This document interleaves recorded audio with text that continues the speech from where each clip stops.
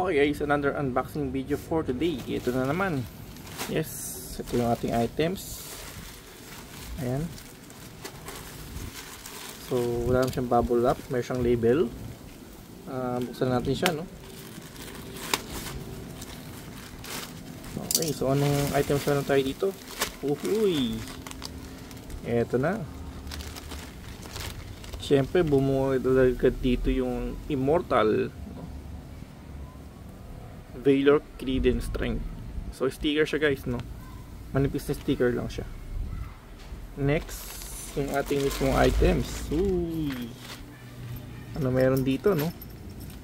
So, we play as one. Kompleto siya dito guys, ano? So, meron siyang Facebook Immortal Bag, Immortal Moto Bag 2017. May QR code, registered trademark, syempre. Ayan. Manufacture date. Uy, ayos ano. Talagang kay Immortal ibang klase. Manufacture date is August 30, 2025. Galing ano. Ganda. Okay, so meron tayo itong bag. Actually, hindi na siya totally a bag. Ayan, nilaki ko lang. Sorry sa tubig. I mean, mineral bag. Mineral tubig. Okay, so hindi siya bag, ordinary bag, pero dali nga, may packet pa siya dito, no? Ito po ay motorcycle helmet bag, no? Immortal. So fabric, stretchable siya, no? So talagang, kasi nga syempre bag to ng helmet, so different size ng anong helmet. Since maybe ito ay any size ng helmet siguro, no? Kaya yung tela niya guys, stretchable siya. Okay, tapos ang kagandahan dito talaga, hindi na siya talagang dedicated na helmet bag, pero meron pa siyang pocket both side na ganito, no? So, 'di ba kung lagyan siya ng damit, okay rin, 'di ba? Lagyan ng any items, pwede kasi nga hindi lang siya basta bag ng isang helmet. Meron pa siyang hook dito.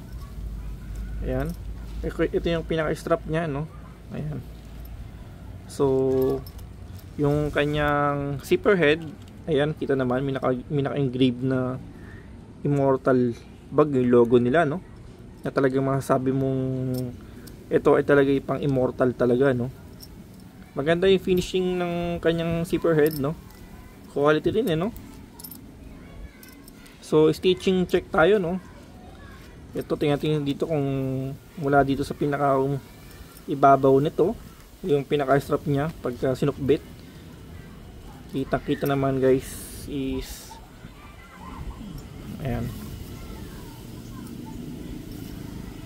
Okay, and then yung kanyang dito, ano, kanyang banner logo, ayan, no? Stitching niya, kita naman, ayan. Check nyo yung tela, oh, nice. And actually guys, alam ko ito is reflectorized yata siya, hindi ko nagkakamali. Sa ilalim, double check lang ating stitching, ano, ayan, oh. Kasi naman pulido, maayos. Ayan, meron siyang Immortal dito, no? Talagang kahit sa angulo mong tingnan, talagang kay Immortal to, no? Okay, so syempre buksan natin. Okay, ay, meron naman Immortal dito, no? Meron siyang taketa, no? Ayun, no? Made in the Philippines guys. So syempre support lang natin itong mga local products natin na galing sa Pilipinas talaga. At syempre made in the Philippines, no? So kompleto naman, nakalagay kung paano siya linisin, no? And then yung kanyang Facebook, again, no? Andito siya, no? Okay, ang ganda, no? Masabi mong sa presyo niya dito sa nabili natin sa Shopee at yung nagbebenta, talagang masabi mo naman na wow, sa ganitong presyo meron kang ganitong klaseng quality na helmet bag. Okay, so loob, check natin yung loob, ano? Okay, so ayan, kung waterproof ba to, water resistant, hindi natin sure, ano? Kasi di pa rin natin testing yung tela, pero kasi kung makita naman, yan, okay, so yun, yung liwanag kitang kita, so hindi siya water resistant ano. Anyway, check natin kung kasya yung ating helmet. So meron tayo itong LS2 Extreme Evo. Ayan, kung pasok nga ba sa kanya, no? Kung okay siya, kung kasya, no? Nga lang, ayan, yun nga lang. Actually guys, meron siyang meron tayo itong yung ating GoPro. Kaya nga pala yung ating GoPro nakalagay pa dito. So check natin. Since ito is stretchable naman, yun, tanggalin mo natin dito. Ayan. Oops, very smooth siya. Napaka-smooth niyang i-zipper, no? Or gamitin yung pinaka-zipper. Smooth, napaka-smooth guys.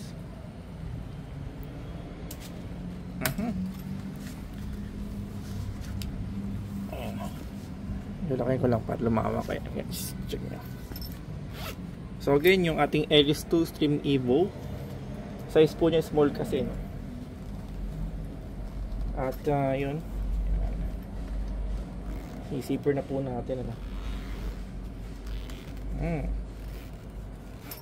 Ayun. Kita naman guys. Yung helmet natin na Extreme Evo, small size, no? Yung LS2. Ayan, no? Yung ating GoPro talaga bumakat siya. Tapos ayan, tsura niya pagka binag siya. Ayan. So okay, sa ganung presyo, syempre sulit na rin. Tapos actually meron pa tayong isang helmet na Spider na Hex 2.0. Isa kind of adventure helmet. Medyo may kalakihan siya, medyo bulky siya. So hindi pa natin matetesting ngayon kasi naka-cover pa yung ating helmet na yun. Pero anyway, susunod na ating video, i-test natin yung helmet kung pasok pa rin siya dito kahit sa ganitong klaseng motorcycle bag na helmet. Pero since stretchable naman siya guys, kita niyo naman talagang nabanat siya. Kung ano yung laki ng helmet, kinuha pa rin niya, sinako pa rin niya. Ngayon, depende na siguro kung ano pang size. Pero so far, satisfied naman tayo dito. Yun nga lang kung waterproof, water resistant, baka hindi kasi nga nakita naman natin nung tinapat natin sa medyo maliwanag, nakikita na yung labas loob. Para saka yung fabric talaga niyan, very smooth. Yun nga, so ayan, tapos pwede pang i-wrap dito, no? So at the same time, sige, kagandaan nga dito, meron pa siyang side pocket dito, no? So anything na panyo, tela, any paper, or hindi naman pwedeng maglagay ito ng isang tumbler, no? Unless tanggalin mo yung helmet and then iba yung lagay mo or damit, mga ganun, malalambot, pwede siya rito. Then yung syempre importante ito yung zipper, no? Napaka smooth niyang i-zipper guys, napaka smooth. Ang ganda ng kanyang zipper na ginamit dito, no? Yung size ng zipper hindi ko lang sure, pero okay siya guys, very smooth yung pag zipper. So ayun, saktong sakto.